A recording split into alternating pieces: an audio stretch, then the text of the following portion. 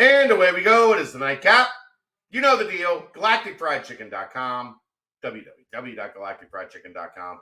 Download the app for Android, iPhone, everything Galactic. Get down to Dayton, Kentucky. Tell them to pump it up. Save yourself 15%. Or go to the app. They will bring it right to your front door, pretty much anywhere inside the 275 loop. And you can get that Galactic goodness. They are open Wednesday through Sunday, lunch and dinner.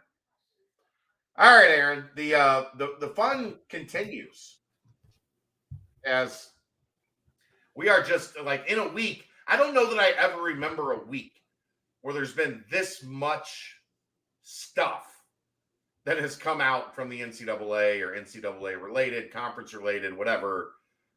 We have had a million things to talk about. So here we go. This is what we do in these situations. We move Aaron over here. I go over there, and we get down to it. Let's discuss. Well, there were two stories that came out worth discussing today, both from ESPN, actually both from Myron Metcalf, who has been. I love that guy. Like, reach out to him. Get him on the show. We need to talk to Myron Metcalf and thank him. I don't even need to talk to him or interview him. I just need to be like, thanks, bro. Like, you've got us through the summer, Myron Metcalf. Like, you got 15 seconds for a podcast. That's all we need. 15 right. seconds. Dog. Good shit. Thank you. See you next time. The two articles, though, that he wrote, you tell me which one you want to start with. We have the NCAA tabling summer hoops vote, cites opposition, and we have the coaches split on the NCAA tournament expansion. My comments on tournament expansion aren't my thoughts on tournament expansion aren't super popular, so we can save those for second. Let's go with summer hoops here first, and go ahead. All right. So Myron Metcalf writes, a proposal to allow college basketball exhibitions in the summer months has been tabled, according to a release by the NCAA men's and women's basketball oversight committees on Wednesday. So, I mean, obviously you don't have professional sports have exhibition games. Yeah. Typically right before the start of the season. Correct. This would be different than that. NCAA basketball does not have any type of measuring stick to see where your program is at. Well, I mean, you have the cupcake games in the beginning of the season, I suppose. Well, you have it's better than football. Football doesn't have anything. Nothing. At least the NCAA allows you 2 games before the season. You get to do them one of 2 ways. You can play a Division II opponent and do it as an exhibition with your arena open and do it as like a dress rehearsal. Or you can go to everybody's favorite, the super secret scrimmage route, where you it's never super secret. Right. You play a Division I opponent in a closed gym. Nobody's allowed to go. So stupid. Yeah. Those are generally done in October, right before the season. This would allow for Division I versus Division I exhibition games in the summer. And it's been talked about for a while. It is part of the progression of within the last decade, there used to not be anything allowed in the summer. As soon as school ended, coaches weren't allowed technically any contact with their team until school began in the fall. Kids got the entire summer off. That changed. June and July are now open to workouts, open to weightlifting, strength and conditioning, and then it's 8 hours a week that you're allowed in June and July. And now they want to toss in exhibition games on top of that. So the oversight committee did conduct a poll, and 47% of the coaches, men's basketball coaches, 59% of women's basketball coaches did not support the summer basketball proposal. More than 60% of collegiate administrators polled did not support the summer basketball proposal. However, the athletes, nearly 70% of men's college basketball players and 63% of women's basketball players either somewhat or strongly supported the measure. It's interesting. Here's the thing I think that you have to take into consideration. Basketball players play basketball more than any other sport. Baseball players don't call each other up like, hey, let's go play a game of baseball. Football players don't call each other up in the summer like, hey. You might say, let's go to the cage. Yes, but they don't go play a game of baseball. And football players don't let's go get some 11 on 11 in at Nippert Stadium. Basketball players play basketball. Well, because you can play 2-on-2, you can play 3-on-3, you can play 4-on-4, you can play 5-on-5. The Smith in baseball, Devereaux, open gyms, workouts. In baseball, you have to get together 20 people. Yeah, you got to find a pitcher. You got to find a shortstop. You got several pitchers. Right. So this is part of that culture of basketball that basketball players never stop playing basketball because you just need a ball, hoop, and you can get 8, 10, 12 people together and play basketball. And that's different than all the other sports. So I understand the players being like, yeah, we're already doing this. They're playing in summer leagues.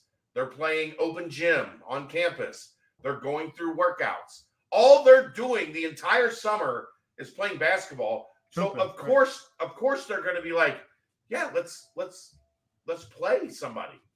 Let's get a team of yours against a team of ours, and let's get after it. Of course they want to do that. The thing is, if you do it, how do you do some good? How do you make it charity events? How do you tie it to the community to where, there's some more than just surface level. These guys are playing basketball. Last year, perfect example. Imagine it was tied to NIL last year when UC and Xavier had their alumni teams play. Right. Could you imagine if UC and Xavier got together in July and played a summer crosstown shootout? The money that this city could generate off of something like that? It'd be interesting. It would also, I think it would amp the rivalry because now, sure. Now you've seen what the other team can do. It would also probably hurt both teams in regards to when they actually play. Now that they've seen, you'd have to be careful not to put too many. What my new guys look like against your new guys. Right. Yeah. But that's why coaches don't want to do it, because coaches have been, and most of the coaches in the country know what it was like before summer workouts started. Where, like I said, literally the last day of school, you essentially had to say goodbye to your team in May and not have any coaching you could do until late August, early September. There was no coaching that was allowed. It's crazy. Period. When they left on the last day of finals and they went home for the summer, you didn't get back in the gym with them until school started again. So I don't think they want to give up a lot of that. I do think some of it also is if you put an exhibition or game or two on the schedule. Do you think if there was let's hypothetically, since we're in this world, sure, let's say there was a summer crosstown shootout that was done for charity, do you think Sean Miller and Wes Miller would just hold regular workouts that week? Or would they be preparing their teams for that game? Yeah, because they're both good coaches. What makes a good coach? Always wanting to win. Right. So now you're taking an 8-week summer window the coaches have, and you're placing 2 games in there. So now you're only getting 6 weeks of development and 2 weeks of game prep. And I think coaches are like, look, we like having this window in the summer where we can get in the gym with our guys and really train and develop and get our players better without. Here's what's hard for people to understand, fans to understand. There's very little development that happens in game prep. because game prep is very specific. Sure. Development needs all of that stripped away. So that is, let's get this guy better at shooting the three. Let's get this guy better at rebounding area. Let's get this guy better at whatever skill you want to talk about. That happens in the summer. You start introducing games, coaches lose a little less control. And, they hate that. There's nothing a college coach hates more than losing any semblance of control. I don't doubt that at all. I would love to see it. I just don't see coaches ultimately going for it. They already get what football doesn't, which are those games right before the season starts that don't count. Just here's how you solve it. Keep the 2 games, open the one up to actually having media present. It's not as if we don't find out about it anyway. My goodness. We do. All the time, every time. In any case, the other story, college basketball coaches are split on the NCAA tournament expansion. It sounds like there were a ton of coaches down for the NBA Top 100 camp down at the ESPN. Pretty much all of them. Yeah. Wide World of Sports in Orlando. So Myron was able to get some quotes down there. Tom Izzo saying that he doesn't want the March Madness to get watered down. And keep in mind that the NCAA only has the March Madness tournament that they make money off of, not a cent on football. And then, of course, they also have they do make pretty good money off of the College World Series and the Softball World Series. Yeah. But the men's and women's NCAA tournament is the revenue generator for the NCAA. No question.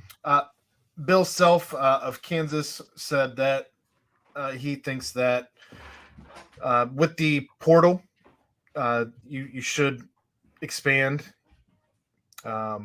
Says that everybody is going to essentially move to a higher level due to the transfer portal. Thinks that would be a good idea because it is changing the depth of men's basketball. Miami head coach Jim Larinaga, he thinks that they should have gone to 96 forever ago. He strongly believes that it should be at 96. Yeah, Bruce Miami Pearl missed the tournament like 3 times in the past 6 years. So, of course, he thinks that. Bruce Pearl, he thinks that when they went from 64 to 68, it was pretty seamless, didn't really change much. Thinks that you can add a handful of teams, but he's not for blowing it all up, not for 96, but thinks 4 is okay. Shrewsbury of Notre Dame says he thinks it's time for them to expand. You don't want to mess with it, but there's a lot of good teams getting left out. So a lot of a lot of opinions all over the place. Well, there are not a lot of good teams getting left out. I think you're going to run into some of that with the way that the SEC and the Big Ten have expanded, to where you're going to have a lot of teams losing a lot of games because you have a lot of teams in the same conference. West Virginia was 7-11 in the Big 12 and made the tournament last year. Well, the Big 12 is going to be a different animal as far as basketball. But there are not a lot of good teams being left out. Now, here's what I'm about to say that's not going to be popular. Expanding the 96 essentially does this. It means that the top 8 seeds, the top 32 teams, would all get a bye. And then there would be 64 teams playing their way into the field of 64. So if you're a 9 through 16, you would have a play-in game. And that would mean, I did my Brian Windhorse here. See that? That would mean selection show on Sunday, Tuesday and Wednesday would be the exact same number of games as Thursday and Friday. So you would get 16 games on Tuesday, 16 games on Wednesday, 16 games on Thursday, 16 games on Friday. And I do not hate that. So would it be watered down? Yes. Would you have to do less to make the NCAA tournament? Yes. But as a fan, I don't hate that there would be noon to midnight basketball Tuesday through Friday to start the NCAA tournament. That would be awesome. So I did look it up.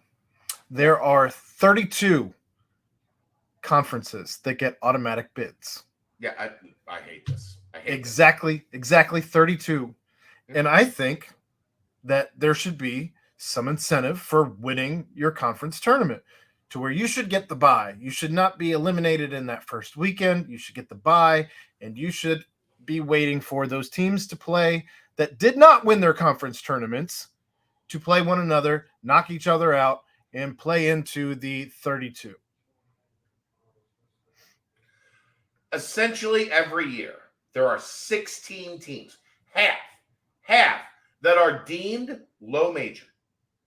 One bid leagues, there's no chance that they're going to get a second bid to the NCAA tournament. Okay. There's no way. You should reward them with 5, 6, 7, 8, all the 5, 6, 7, 8 seats. No way. None. Zero. You seed it. If you move to 96, you punt all the regional stuff that we've seen over since they changed it. You punt all of that. You seed straight up. The committee sits in that room and seeds 1 through 96. The top 32 teams get a bye. 1 seed, 1 seed, 1 seed, 1 seed, 2, 2, 2, all the way to 8. And then the next 64 teams are slotted directly in those spots, and you play it out. Like, I want to see what a tournament looks like that's played out. This is what these people sat in a room. They argued, they discussed, they debated team sheets, they debated all of this. You put them on the seed line, true as can be, 1 through 96, and you play the tournament like that. 1 through 32 gets a bye. Everybody else plays in to those Thursday and Friday games, and then you go from there. I like where your head's at. I just think that the first 32 slots should be slotted when you win your bid, your automatic But some bid. conferences aren't like winning. I understand. Isn't the same as winning the Look, MEAC. I shouldn't be rewarded for winning the MEAC the same as if you win the Big 12. And the NBA, the West isn't always the same as the East, but at the same time, you have 8 teams getting slotted on either side. So that we're not really making that comparison of an 82-game NBA schedule to a schedule where you're playing 18 games in the MEAC. Not all things are equal. You should still just get the bye. Who cares if you don't want to play? I care. If you don't want to play in that play-in, win your conference tournament.